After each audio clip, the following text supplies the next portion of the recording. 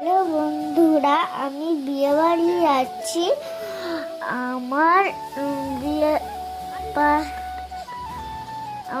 আমার ড্রেসটা কেমন হয়েছে, আমার মাম্মামকে কেমন লাগছে অবশ্যই। আমি পকোড়া খাচ্ছি। পকোড়াটা খুব ভালো হয়েছে, আর আমার মাও খাচ্ছে। এরপর আমরা খেতে বসে বললাম, এরকম আমার কি খাবার এসছে, এগুলো ভেজিটেবল এসছে। এগুলো তোমরাও কিন্তু বিয়ে বাড়ি গিয়ে বলতে পারো, খেতে পারো। এবং লুচি দিয়ে গেল, চানা পনির দিয়ে গেল, খুব সুন্দর হয়েছে। আমার মাও খেয়ে নিচ্ছে। এরপর ফ্রাইড রাইস দিল, মামার পাতে দিল।